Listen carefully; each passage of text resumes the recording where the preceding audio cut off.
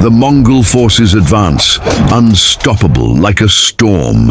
Cavalry, war elephants, arrows streaking across the sky. And before them, a small kingdom prepares to resist. Dai Viet, a name the world is about to learn. But this is no ordinary war story. It is a tale of courage, strategy, and a people who fought the impossible. In the 13th century, the Mongol Empire seemed invincible. From Korea to Europe, its war machine advanced, crushing everything in its path. Baghdad, Dali, Tibet, no kingdom could halt its advance. But in Southeast Asia, a small kingdom resisted, Dai Viet, a land of courage. Small in numbers, but mighty in spirit, facing 50,000 Mongol warriors. And in this land, an unlikely story was about to unfold. The first Mongol assault seemed inevitable. Tran Thai Tong, king of Dai Viet, watches from atop the Bin Lan Nun Bridge. The wind strikes his armor. Every step of the enemy echoes through the heart of the kingdom. War elephants advance. Mongol cavalry cuts through the field like living blades. But Dai Viet does not yield. Soldiers take their positions. Arrows fly. Screams pierce the air. The battle erupts. The impossible becomes reality for a fleeting moment. Perhaps, just perhaps, luck favors the small. To survive, Tran Thai Tong makes the hardest decision: destroy his own lands, burn villages, deny the enemy food and shelter. A desperate, painful act, but necessary. Every village lost is a sacrifice. Every field burned is a silent weapon against the invading empire. He fights not only against the enemy, he fights for the future of his people. In the heart of the Bach River, the Vietnamese trap is set. Confident Mongol ships are caught. Soldiers fall. Steel clashes with water. Screams merge with the roar of the river. Tran Thai Tong watches, every movement calculated. The Mongol horde, the world's most feared force, faces the intelligence of a small kingdom. And then, the unexpected happens. Victory does not come from strength, but from strategy. Every step of the enemy was foreseen. Every twist of the trap, planned with deadly precision. Dai Viet survived. The small kingdom endured and defeated an empire. Tran Thai Tong returns, not as a fugitive, but as a king, a strategist who proved that courage and intelligence can change the course of history. Life returns to the city, but the king knows this victory is only the beginning of his legend. Even the fastest and most powerful army in the world can be defeated by the determination of a people fighting for their home. Dai Viet showed that size does not define courage, that strategy can overcome brute force, and that history often belongs to the small but bold.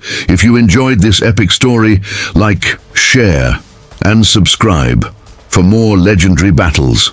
Have you ever heard of the battle that humbled the mighty Mongol Empire not once, but 3 times? This isn't just a story of David versus Goliath. It's a masterclass in strategy, courage, and the unbreakable spirit of a nation fighting for its very soul.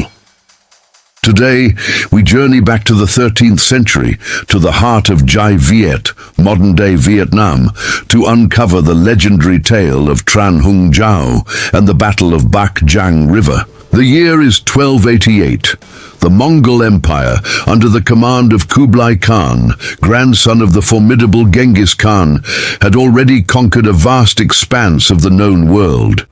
From China to Eastern Europe, their cavalry was an unstoppable force, a storm of hooves and arrows that left empires in ruins. After 2 failed attempts to conquer Dai Viet, they were back, more determined than ever, with a massive army and a naval fleet of over 400 warships.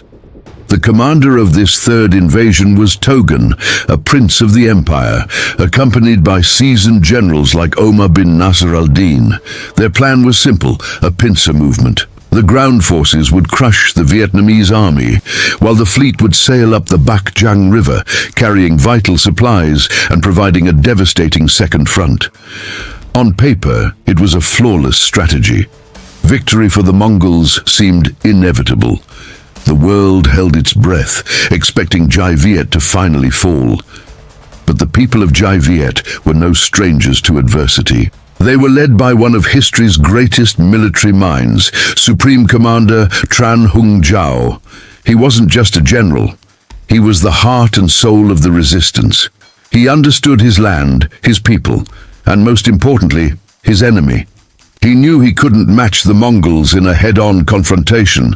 Their numbers and cavalry were overwhelming.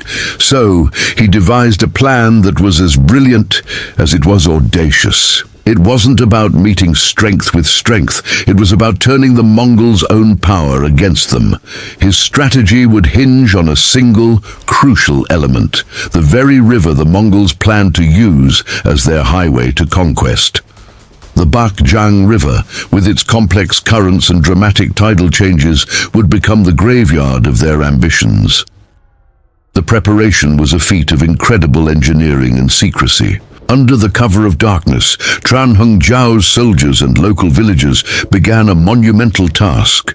They harvested massive ironwood trees, sharpened their ends into deadly points, and embedded these giant sharpened stakes deep into the riverbed across the key channels of the Bac Giang estuary. The tops of these stakes were carefully positioned to remain hidden just below the water's surface during high tide. It was a massive underwater minefield, invisible to the naked eye. The success of the entire war depended on this hidden trap, and more importantly, on perfect timing. Tran Hung Dao wasn't just setting a trap, he was choreographing a battle with nature itself, using the rhythm of the ocean as his conductor's baton. As the massive Mongol fleet, confident and imposing, entered the Bac Giang estuary during high tide, the first phase of Tran Hung Dao's plan unfolded. Small, nimble Vietnamese boats emerged, seemingly in a panic. They launched hit-and-run attacks, taunting and harassing the larger Mongol warships. The Mongol commanders, annoyed and overconfident, saw this as a desperate, pathetic last stand. They gave the order to pursue, eager to crush this small nuisance and proceed with their invasion. The Vietnamese boats, following their orders perfectly, feigned a retreat, drawing the entire enemy fleet deeper and deeper into the pre-prepared ambush zone. The Mongol ships, with their deep drafts, sailed unknowingly over the hidden forest of sharpened stakes, their crews likely mocking the fleeing Vietnamese. The trap was set. The bait was taken. Then, as if commanded by Tran Hung Dao himself, the tide began to turn. This was the moment everything had been leading up to. The water level started to drop rapidly, and the river's current reversed. Suddenly, the massive sharpened ironwood stakes, once hidden, began to emerge from the water like the fangs of a giant sea monster. Panic erupted on the Mongol decks. Their huge, cumbersome warships were suddenly caught. Some were impaled instantly, their hulls torn open by the unyielding stakes. Others found their path blocked, trapped in a chaotic, shrinking maze of wood and water. They were stuck, immobile, and completely vulnerable. The hunter had become the hunted. On April 9th, 1288, the decisive moment arrived. With the Mongol fleet trapped and in disarray at low tide, the real attack began. From hidden positions along both banks of the river, the main Vietnamese fleet, which had been waiting patiently, swarmed out. They attacked with deadly precision, their smaller, more maneuverable boats weaving through the chaos. Fire arrows rained down on the wooden Mongol ships, turning the river into a blazing inferno. The Vietnamese soldiers, fighting with the fierce determination of a people defending their homes, boarded the enemy vessels. The battle was a brutal, one-sided slaughter. The once mighty Mongol fleet was being systematically dismantled. The captured Mongol generals, Omar and Fan Yi, could only watch in horror as their invincible navy was annihilated. By the end of the day, Over 80,000 enemy soldiers were either killed or taken prisoner, and hundreds of their ships sank to the bottom of the river or were captured. This victory was more than just a military triumph. It was a profound, strategic, and symbolic statement. It proved to the world that even the most formidable empire could be defeated. It showed that courage, intelligence, and unwavering determination could overcome overwhelming odds. Tran Hung Dao, with his brilliant and unconventional leadership, was hailed as a national hero.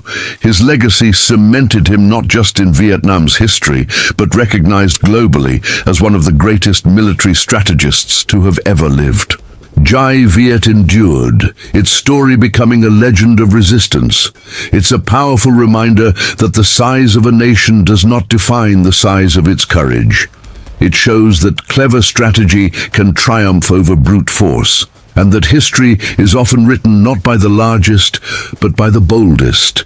Thank you so much for joining us on this journey into one of history's most epic battles. If you were as inspired by this story as we are, please hit that like button, share this video with fellow history lovers, and subscribe to our channel for more legendary stories.